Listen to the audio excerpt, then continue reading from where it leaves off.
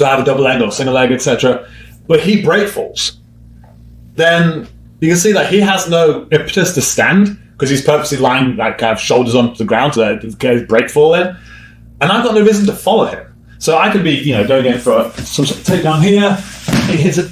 Yeah, like I've got no reason to stand because I know he's going to do that. So I'm not following him down in any way. And then he might try and stand. But there's a weird break in momentum. And that came from putting the break fall in. And the break fall count doesn't make sense. So if we go back to looking at elements 2, he wants to try and keep his balance. He wants to be able to extend his shadow and not to fall over. And it's pretty easy when someone's holding onto the legs that you can kind of mess around with scrambling out things and trying to get back to your feet again. But if you learn takedowns or teach takedowns and you do break falls, understand the purpose of the break fall. Are you just doing the break fall just because it's the thing and we've been doing them forever? Doesn't make any sense. Like if we're doing throws, sure. But there, maybe not. And then you're creating, again, a weird subjectivity to your training in that people are purposely hitting the floor and staying there and not trying to get up. And then you're also encouraging this idea that the person on top has no impetus and urgency to run the other person down because they know they're going to land on their shoulders. So yeah, this is the weirdness of break falls, and do they need to exist in how we're going to be training this?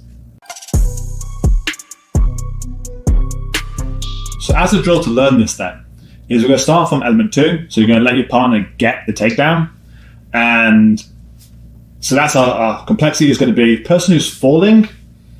First part is you're just going to try and stand. Like, don't make this overly complex to begin with. Like, that's our base level of complexity. So person gets the takedown. As soon as that butt hits the floor, you're going to try and stand up.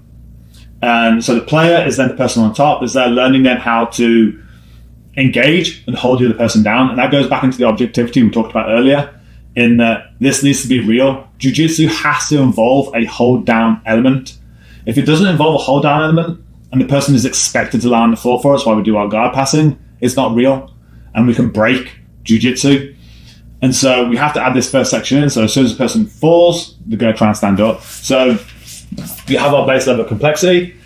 His intensity starts basic and then builds up. So the symbiosis here is that I get better at getting someone to the ground and holding them down. He's going to get better at getting up and not accepting those points, even though he's just been taken down to the ground. So even if he fails in his element 2, he's still not getting held down. So I'm going to make my connection in some capacity. Again, make sure I've got good posture. Don't want to forget elements 2. As soon as he hits the floor, he's going to try and stand up, but he's going to start with a low intensity. So hits the floor, and I have to learn how I'm going to hold him into the floor. And then reset, etc., etc. We can then, once you're happy with that one, we can then change up the complexity and add in, I want him to now find guard instead of getting up. So new complexity, reset intensity. And I should treat him the same. Like we said before, like his legs are his main method of attacking me back.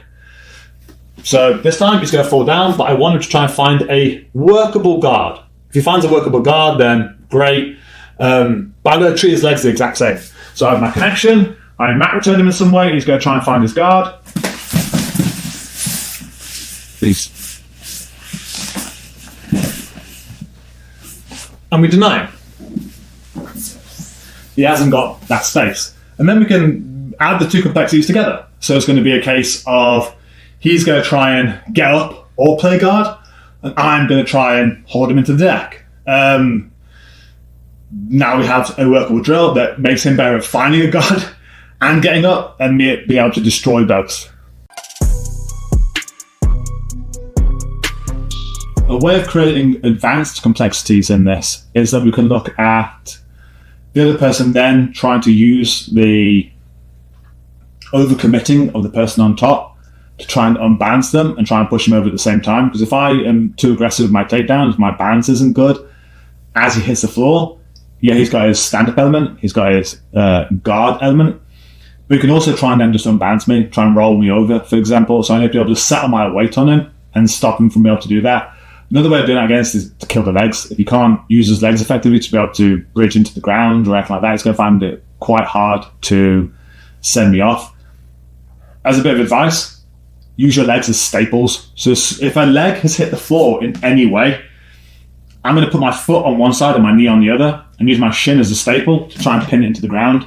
So you see this a lot in wrestling anyway. As soon as someone hits a takedown, there's usually a staple that appears. And as you saw it there, so as I hit that takedown from standing, as he hits the floor, if I can staple one of his legs to the ground, you can't use that leg. So as I hit that same takedown, it's going to try and play guard, for example. So he falls down. As he hits the floor, I'm putting staples over his legs. So I have one here. So if he now tries to like stand up in any way or play guard,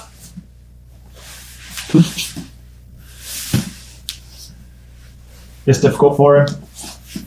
And so then get used to that, adding that skill in for the person on top is as they start falling, get used to then using your shins as staples to try and trap their legs in the ground. Because it's going to mean that both the things that they want to do, so be able to get up and play guard, are kind of removed. And the final level of adding complexity into this then is have person pull guard. As in, you got one person to sit on the floor, so the fall down, the takedown never happened. They choose to play guard. Treat them the same way.